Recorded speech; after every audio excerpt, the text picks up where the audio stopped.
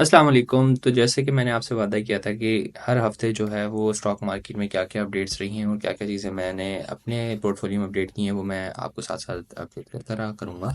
तो उसी सिलसिले में जो है वो हम करेंगे इस बार। हम ज़रा देखते हैं कि इस वीक मैंने क्या-क्या चीज़ें की हैं ना, और ताकि आपको भी थॉट प्रोसेस समझ में आए और आप खुद से स्टॉक्स करने की कोशिश करें। ठीक है ना? तो अगर आप देखें तो मेरा portfolio majority of the time जो है ना वो इतना अच्छा नहीं रहता, लेकिन अभी आप देखें तो ज़्यादातर जो मेरे पोर्टफोलियो की चीज़ें हैं वो सब के सब ग्रीन है। ठीक है, स्पेसिफिकली अगर आप देखें इंटरलूप मेरा मेजॉरिटी ऑफ द स्टेक जो है वो इंटरलूप के अंदर है, डीसीआर के अंदर है। ठीक है ना? तो अभी इन दो कंपनियों का मैं काफ़ी टाइम से एडवोकेट हूँ कि इंटरलूप को आप परचेज़ करना चाहिए। क्यों परचेज़ करना चाहिए? ठीक है, एक तो Interloop it's a very good company. ठीक है, very good company in the sense कि दुनिया में कोई भी ब्रांड होता है, ठीक है ना, अगर उसको अपनी सॉक्स बनवानी है तो Interloop is the go to station ना। पूरी मतलब दुनिया में जगह जगह पे इनके मलेशिया, ठीक है, श्रीलंका, यूएस, चाइना, जगह जगह पे इनके प्लांट्स हैं। तो मतलब ये काफ़ी ग्लोबल टाइप की कंपनी है और पाकिस्तान की कुछ ही कंपनी है जो ऐसी हैं। ठीक है ना? तो पैसा हमेशा लगाएं तो ऐसी जगह पे लगाएं ना। अगर आप देखें तो डीसीआर की मैं बात करता हूँ, डीसीआर जो है ना वो एक सॉर्ट ऑफ, मेरे ख्याल मैं तो उसको एज बैंक के तौर पे लेता हूँ। ठीक है, ये डीसीआर जब ऊपर चला जाता है तो टीसीआर नीचे नहीं आता। डीसीआर का सिंपल एक बहुत अच्छी चीज़ ये है। क्यों? क्योंकि ये है डॉर्मेंसिटी राइट ना। रीट क्या होता है, या राइट क्या होता है? देखिए, जो रीट होता है बेसिकली प्रॉपर्टी बेस्ड कंपनियां होती हैं। ठीक है, यानी कि ये प्रॉपर्टी है टेक्निकली जो आपने परचेज की है। ठीक है ना? तो डीसीआर की सिर्फ इट्स वेरी गुड क्वांटिटी कि एक बार उठ गया तो ये नीचे नहीं आता। Simple is that. ठीक है, आप हिस्टोरिकली जाके देख लें, यू विल नेवर फाइंड कि जो है ना डीसीआर कभी नीचे आया। ठीक है ना? Most of the time even Covid के अंदर भी है ना सब कंपनियां गिर गई, ECR was one of them जो कि वहीं पे स्टैंड करती रही। ठीक है ना? तो DCR is this much good ना। तो मैं स्टॉक मार्केट्स में जब भी, अगर मिसाल के तौर पर मुझे पैसा किसी कंपनी में डालना होता है तो, और कंपनी से निकालना होता है, तो मैं डीसीआर को यूज़ करता हूँ एज अ बैंक के तौर पे। सही है? अगर आप देखें हिस्टोरिकली ना, डीसीआर आपको नीचे जाता हुआ नहीं दिखेगा। उठ गया तो मीन्स उठ गया, दोबारा नीचे नहीं आता। सही है? अच्छा, तो मेरा एक सिंपल फंडा है। ठीक है, जब मेरे पास फ्री कैश होता है उठाकर मैं डीसीआर में डाल देता हूँ, ताकि ये कि रहे कि जो पैसा मेरे पास पड़ा हुआ है वो यूज़ होता है, वो मतलब कुछ ना कुछ करता रहे, वो डीसीआर के तौर पे स्लो स्लो ग्रो करता है। और ऐसा नहीं है कि मैं डीसीआर में अगर आपने रखा है तो डीसीआर ग्रो नहीं करता। आप देखेंगे कहाँ से स्टार्ट हुआ है और डीसीआर कहाँ लग गया है। ठीक है, तो ये सबसे अच्छी चीज़ है इसकी ना, डॉल्फिन सिटी की। अच्छा, इसके अलावा चलते हैं थोड़ा सा आगे, आगे मज़ीद चीज़ों में बात करते हैं। तो एक कंपनी है साइनर्जी को ना, साइनर्जी को जो कंपनी है ये आमतौर पे डे ट्रेडिंग के लिए यूज़ की जाती है। ठीक है, डे ट्रेडिंग से मुराद ये है कि जो एक ही दिन में ख़रीदा और एक ही दिन में स्टॉक बेचा ना। तो इसमें एक दिन में थोड़ी बहुत फ्लक्चुएशन आती है कुछ पैसों की, उस पे लोग पैसे कमाते हैं। सही है, लेकिन मैं हमेशा इस चीज़ के खिलाफ हूँ कि आपको डे ट्रेडिंग नहीं करनी चाहिए। इवन अगर आप ट्रेडिंग कर भी रहे हैं तो वीकली ट्रेडिंग या मंथली ट्रेडिंग, जैसे स्विंग ट्रेडिंग कहते हैं, उसको थोड़ा सा माइंड में रखें। ठीक है ना, कि फ़ौरन बेचना, उसी दिन खरीदना और बेचने वाली बातों में ना आए। सही है? तो इस कंपनी के मुताबिक एक छोटी सी अपडेट आई हुई है। ठीक है, जो मैं आपको बता देता हूँ। अब ये अपडेट जो आई है बेसिकली ये आई है ओगरा की तरफ से। ठीक है, ओगरा ने ना सर्ज एनर्जी को हफ्ते वाले दिन अलाउ किया है to export 30,000 metric ton surplus furnace oil. तो आप अंदाज़ा लगा सकते हैं कि जब एक कंपनी बाहर वैसा जो है वो फर्नेस ऑयल एक्सपोर्ट करेगी तो उसके प्रॉफिट्स डॉलर्स में आएंगे। ठीक है, तो इट विल गो अप। तो अभी जो है ना अगर आप देखें तो सनर्जी को का जो रेट चल रहा है दैट इज़ 4.49 ना। और तकरीबन लोगों ने पहले से ही एंटिसिपेट कर लिया था, लेकिन जब मार्केट में तेज़ी आई है तो ये स्टॉक 3.7 से उठ के तो अभी 4 की रेंज में चल रहा है। तो शुड वी बाय इट और नॉट, ये अगेन डिपेंड करता है आप पे। तो मैं तो सनर्जी को का बहुत अच्छा कोई सपोर्टर नहीं हूँ, तो मुझे पसंद नहीं है। लेकिन अगर कोई इंसान है जो कि सनर्जी के अंदर डे ट्रेडिंग करता है, वो फंस चुका है, तो मे भी हो सकता है अगले वीक उसको निकलने का मौका मिल जाए ना। ठीक है, इसके अलावा इस वीक जो मैंने ट्रेडिंग की, अगर आप देखें तो पोर्टफोलियो के अंदर मेरी एक कंपनी ऐड हुई होगी एफएफसी करके ना। अब मेरे पास ज़्यादा कुछ जो है ना फ्री कैश था नहीं उस वक्त कि मैं फौजी फर्टिलाइज़र ज़्यादा ले पाता।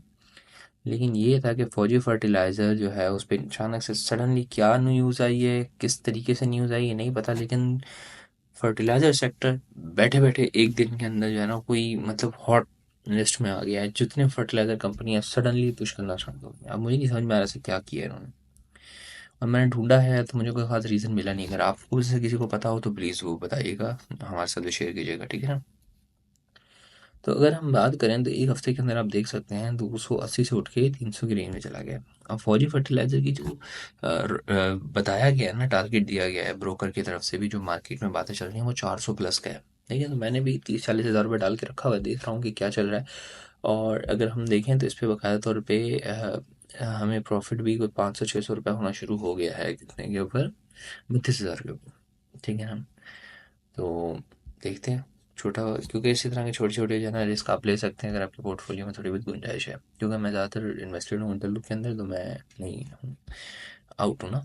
तो जो ज़्यादातर मेरा कैश है उसमें फँसा हुआ है। अब मैं जो है वो इंशाल्लाह ताला मंडे को जब मार्केट खुलेगी तो कुछ पैसे एक्स्ट्रा डाल के तो फिर मैं देखूँगा कुछ और ख़रीदने के लिए। ठीक है ना? फ़िलहाल तो ये मामलात हैं। Interloop is again good company as I told you. ठीक है, इसके जो एग्जीक्यूटिव्स हैं धड़ाधड़ इसका स्टॉक खरीदे जा रहे हैं, क्योंकि इस डिस्काउंटेड रेट पे इंटरलूप नहीं मिलता भाई।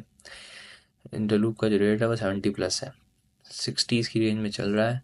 मैं कह रहा हूँ एक्यूमुलेट करते रहो। ठीक है, कोई भी कंपनी फंडामेंटली कैसी अच्छी है, ठीक है, क्या उसमें पैसे डालने चाहिए नहीं, ये डिसाइड कर रहे होते हैं कि क्या उसका अपना जो एग्जीक्यूटिव है, बोर्ड ऑफ डायरेक्टर्स हैं, वो उसमें इन्वेस्टेड है या नहीं। और मैं देख रहा हूँ कि पिछले कुछ महीनों से इसके जो बोर्ड ऑफ एग्जीक्यूटिव्स वगैरह हो गए हैं या फिर जो धड़ाधड़ इंटरलूप खरीदे जा रहे हैं, कुछ ना कुछ तो होने वाला है ग्रुप में मजीद ना। और इन्होंने रिसेंटली एक प्लांट भी एक्वायर किया है। तो Interloop is a very good company. I, मैं हमेशा आपसे यही कहूँगा। ठीक है ना, अनटिल अनलेस कोई बहुत ड्रामेटिकल गलती हो जाती है इनसे तो अलग बात है, वरना नहीं। अच्छा, की बात की जाए तो इस वीक हमने जो है ना वो प्रॉफिट जो कमाया है दैट इज़ अराउंड 5,500 रुपये। ठीक है, और वो जो ज़्यादातर प्रॉफिट है वो हमारा इंटरलूप, क्योंकि आप देखेंगे तो पिछले वीक मेरा इंटरलूप नेगेटिव में था। सर फ्राइडे, लास्ट फ्राइडे को जब मार्केट क्लोज हुई तो इंटरलूप मेरे ख्याल से 6-8 हज़ार तक की प्रॉफिट पे था मेरे पास। ठीक है ना, क्योंकि ये इंटरलूप 65 टच करके नीचे आया है। ठीक है ना, यस, ये दिख रहे हैं 65.35। तो इंटरलूप आराम से जाएगा। मैं लॉन्ग टर्म इन्वेस्टर हूँ। ठीक है, डीसीआर आपको पता है मैं जब बैंक के तौर पे यूज़ करता हूँ, जो एक्स्ट्रा पैसा बचता है मैं डीसीआर में डाल देता हूँ। और डीसीआर भी बीच में काफ़ी 20 प्लस किया था। मैं आपको दिखाऊं, लास्ट फ्राइडे के सेशन में अंदर, फ्राइडे और उसके सेशन में 20 प्लस तक गया। ठीक है, तो उसके अंदर भी हम, मैं अगर उस वक्त अपने जो स्टॉक से बेच देता तो मेरे ख्याल से मैं 25-30 हज़ार रुपये सस्ते प्रॉफिट में होता। लेकिन हमें ऐसा लगता है, मुझे ऐसा लगता है कि आपको ये बार बार स्विचिंग और बेचना नहीं चाहिए। ठीक है ना, और मे भी हो सकता है थॉट्स चेंज हो जाए और शायद मैं कर भी देता। ठीक है ना, लेकिन मैं जब से मिज़ान ने मेरे साथ एक झटका लगाया ना, तब से मैं ये जो है ना एक ही अप ट्रेंड वाले स्टॉक्स को बेचता नहीं हूँ बार बार। हम मिज़ान आप अंदाज़ा लगाएं, सिर्फ 12 महीने पहले तक मेरे पास जो है ना वो मैंने एक्यूमुलेट किया था अराउंड 80 के करीब, और आज मैदान की प्राइस देखें। ठीक है, 250। होता क्या है कि जब मार्केट मूव कर रही होती है तो मेरी शुरू में आदत ये होती थी कि जब मार्केट थोड़ी सी अप जाती थी तो मैं चीज़ें बेच देता था, फिर थोड़ी मार्केट डाउन आती थी तो मैं चीज़ें उठा लेता था। मैं इन छोटे छोटे जो है ना कैश करने की कोशिश कर रहा होता था। लेकिन प्रॉब्लम ये होगी कि मैंने मैदान कैश नहीं कर पाया। मैदान ने एक पंप मारा और वो मेरे हाथ से निकल गया, उसके बाद वो मैदान मेरे काबू आया ही नहीं। ठीक है ना, मैंने मैदान यहाँ से एक्यूमुलेट किया था यार, क्या टाइम था। सही है, यहाँ अंदाजा लगाएं, यहाँ पे एक्यूमुलेशन की थी मैंने। आज मैदान कहाँ होता। उसने जब वो पंप किया तो वो मेरे काबू आया ही नहीं उसके बाद ना। तो दैट्स द रीज़न वाई जो है ना मैं अब थोड़ा सा हताहत रहता हूँ कि बार बार एक ही स्टॉक को बेचता और ख़रीदता नहीं। हाँ, हबको के अंदर मैंने कुछ किया था। अब देखिए, हबको मैंने तकरीबन ऑफलोड कर दिया है, क्योंकि अब मुझे नज़र नहीं आ रहा कि अब हबको जो है ना मज़ीद कोई बड़ा मूव देगा नियर टाइम में ना, करीब के टाइम में हो सकता है बाद में दे। और Hubco is a very good company. लेकिन अगेन वो जब से एनर्जी डील गवर्नमेंट ने कैंसिल की है तो आईपीपीज जो है ना वो नॉट अ गुड ऑप्शन।